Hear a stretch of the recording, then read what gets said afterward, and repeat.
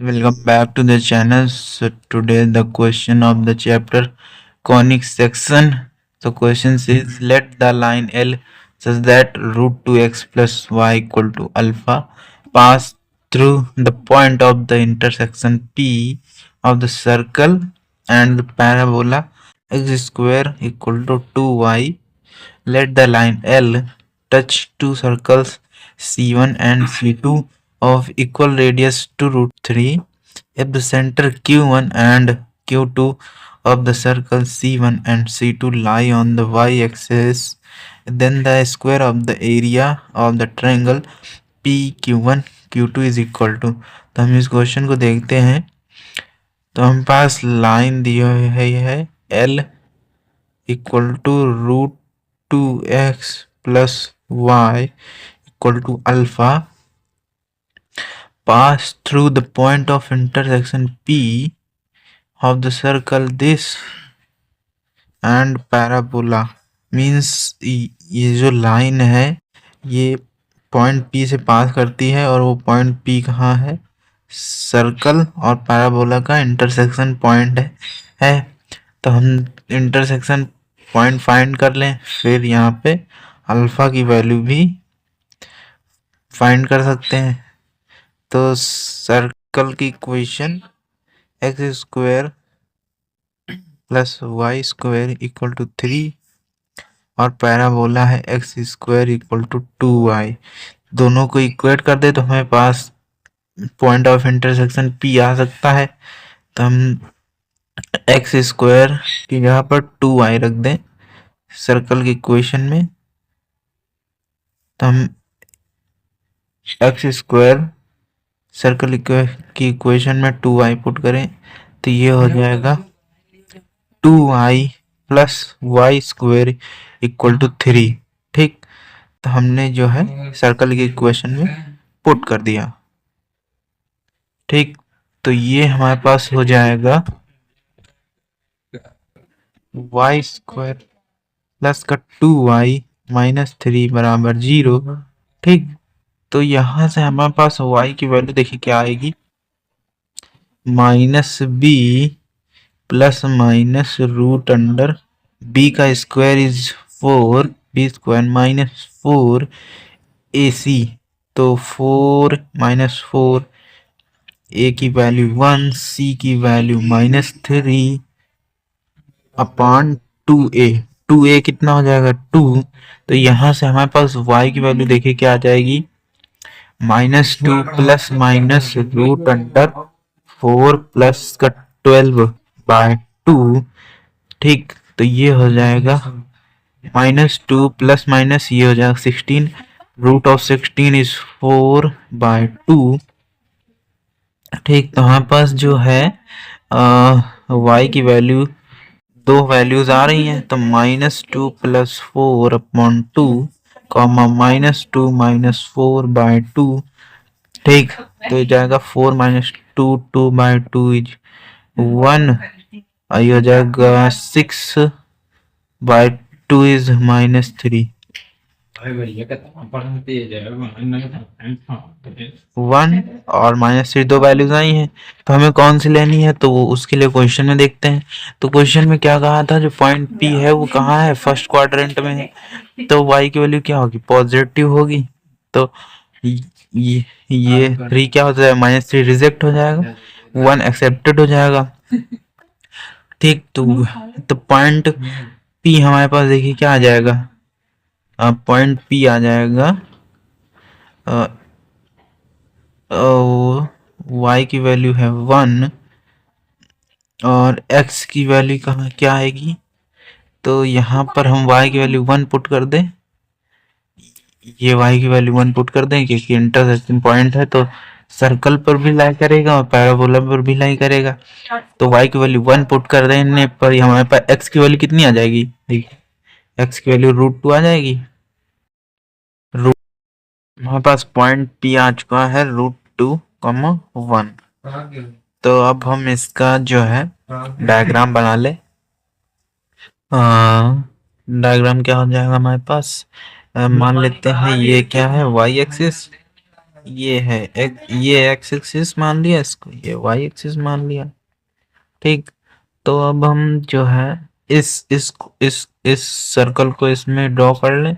तो इसका सेंटर देखिए क्या है, एक्स माइनस जीरो का whole square plus y minus zero का whole square is equal to √3 का होल स्क्वायर। तो सर्कल का सेंटर है 0,0 और रेडियस है √3 यूनिट। तो ये सर्कल कुछ है ऐसा। और एक पैराबोला है x square is equal to 2y। ये parabola x square is equal to 2y। ठीक, और point in of intersection P is equal to √2,1। ठीक, तो हमें क्वेश्चन में कहा था, क्वेश्चन में क्या बोला है कि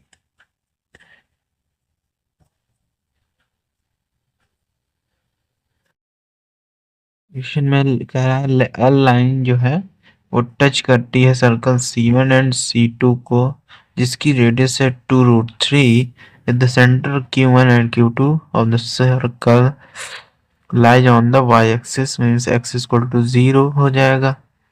ठीक, then the square of the area of triangle PQ1 Q2।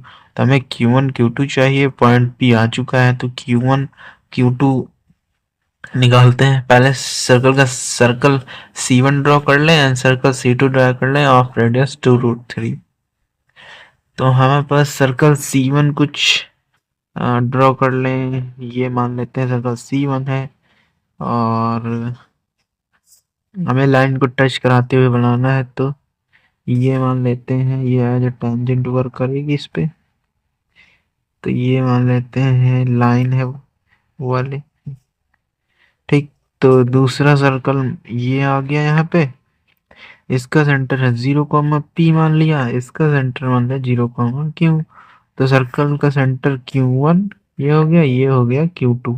तो दोनों जो है y एक्सिस पर लाई कर रहे हैं। ठीक, तो x कोऑर्डिनेट क्या होगा, 0 होगा। तो x कोऑर्डिनेट क्या है, 0 है दोनों का। और हमें जो है और रेडियस क्या है दोनों की, 2√3। ठीक, रेडियस क्या है, 2√3। रफली डायग्राम है। ठीक, तो अब हमें जो है पॉइंट P मिल चुका है। Q1 पॉइंट निकाल लें, Q2 पॉइंट निकाल लें, देन एरिया फाइंड हो जाएगा। तो Q1 पॉइंट कैसे निकलेगा, तो इस लाइन की परपेंडिकुलर डिस्टेंस रेडियस के बराबर 2√3 हो जाएगी। तो ये लाइन क्या क्या थी, लाइन ये थी हमारे पास, देख लेते हैं। तो लाइन थी हमारे पास ये √2 plus y equal to alpha. ठीक, अल्फा की वैल्यू यहाँ 3 आई थी। पॉइंट पुट करने पर √2,1, एक्स वैल्यू √2 पुट की तो 2 और ये 1, तो अल्फा की वैल्यू 3। तो लाइन क्या हो जाएगी, √2x plus y minus 3 equal to 0। ये हमारे पास लाइन है, √2x plus y minus 3 equal to, तो √2x plus y minus 3 equal to 0। तो इस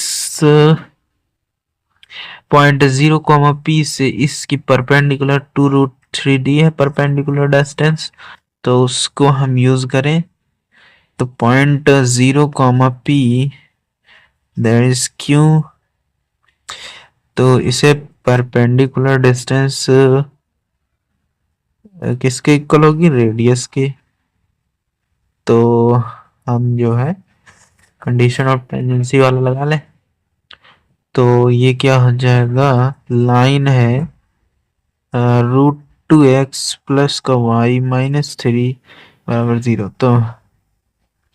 तो कैसे निकालते हैं परपेंडिकुलर डिस्टेंस, मान लेते हैं ये लाइन दी है L is equal to AX plus का BY प्लस का C, और ये पॉइंट मान लेते हैं अल्फा कॉमा बीटा। तो ये परपेंडिकुलर डिस्टेंस D कैसे होगी, इस पॉइंट को इस लाइन में रखें तो हो जाएगा A alpha plus B beta plus का C, ये मॉड लगाना है, और रूट के अंदर coefficient of x coefficient of B का स्क्वायर, तो ये हो जाएगा कोफिशिएंट ऑफ एक्स का स्क्वायर ये square, coefficient of y is B का स्क्वायर, तो ये हमारे पास डिस्टेंस आ जाएगा, परपेंडिकुलर डिस्टेंस। तो यहाँ से हम जब 0, क्यू को इसमें रखेंगे तो ये हो जाएगा मॉड का एक्स की जगह 0 तो हो जाएगा 0, वाई की जगह p और c की वैल्यू है -3 रूट अंडर रूट 2 का स्क्वायर इज 2 प्लस 1 का square is 1 that is equal to 2√3। तो यहाँ पे हमारे पास आ जाएगा p-3/√3 का मॉड इज इक्वल टू 2√3। तो यहाँ से हो जाएगा p-3 इज इक्वल टू 2√3 में से 3 से मल्टीप्लाई करेंगे तो हो जाएगा 6 और ये मॉड लगा है तो ये हो जाएगा p-3 इज इक्वल टू +-6। तो दो वैल्यूज आएंगी तो p-3 is equal two plus का 6, p-3 is equal to minus का 6। तो यहाँ से p की वैल्यू कितनी आ जाएगी 6 + 3 इज 9 एंड p की वैल्यू आ जाएगी -6 + 3 इज -3। तो दो दो पॉइंट आए हैं, इसका मतलब क्या है कि इस सर्कल जो है रेडियस तो 2√3 है बट पॉइंट दो आए हैं, इसका मतलब कि 2√3 रेडियस के सर्कल का जो पॉइंट होगा p की वैल्यू ये नीचे सर्कल बनाया है तो ये हो जाएगा q1 की वैल्यू आ जाएगी हमारे पास 0, और Q2 की वैल्यू आ जाएगी 0, 9। देखिए दो 0, -3, 0, 9 तो ये 0, -3, 0, 9 हो जाएगा। अगर हम इसमें भी 0, Q रखेंगे परपेंडिकुलर डिस्टेंस 2√3 तो भी सेम ही आएगा। यहाँ पे देखिए 0, P लिया था हमने, हम 0, Q ले लें तो 0, जब हम ये पॉइंट Q2 था सर्कल 2 का तो इसकी जब परपेंडिकुलर डिस्टेंस निकालेंगे हम रेडियस के बराबर हो जाएगी। तो और लाइन थी √2x + y-3 = 0। तो देखिए स्टेप वही फॉलो होंगे, यहाँ पे p की जगह q हो जाएगा, यहाँ पे q दो वैल्यूज आएंगी 0, -3 एंड 0, 9। तो हमारे पास देखिए पॉइंट p था √2, 1 और पॉइंट q था 0, -3 और Q2 पॉइंट था 0, 9। ये वाई एक्सिस थी, ये एक्स एक्सिस। तो P, Q1 Q2 इसका एरिया पूछा था हमसे, तो अब हम डिटर्मिनेंट से जो है इसका एरिया निकाल दें। ठीक, तो डिटरमिनेंट वाला एरिया कैसे निकालते हैं, हाफ पॉइंट देखिए 3 कोऑर्डिनेट दिए हुए हैं तो ये हो जाएगा √2, 1 और ये हो जाएगा 0, 9, 1 ये हो जाएगा 0, -3, 1। तो ये हमारे पास कितना एरिया आ जाएगा इसका, तो ये हो जाएगा हाफ, ऊपर से ही कर लें इसका 0 ही आ जाएगा तो √2 × 9 और ये कितना हो जाएगा प्लस का 3। ठीक, तो ये जाएगा हाफ √2 × 12। ठीक, यहाँ से √2 से √2 कैंसिल तो हमारे पास आ गया 12/√2। ठीक, तो एरिया आ जाएगा स्क्वायर ऑफ द एरिया पूछा था। Then the square of the area of the triangle P Q one Q two is equal to, तो स्क्वायर ऑफ द एरिया क्या हो जाएगा? स्क्वायर इसका हम करेंगे तो 12 का स्क्वायर इज 144 और रूट टू का स्क्वायर इज 2। जब इसको कैंसिल आउट करेंगे तो आ जाएगा 72 यूनिट। ठीक, हमारे पास 72 यूनिट एरिया है। सो होपफुली वीडियो में क्वेश्चन समझ आया होगा, तो हम आंसर लिख लें अपना। सो एरिया हो गया 72।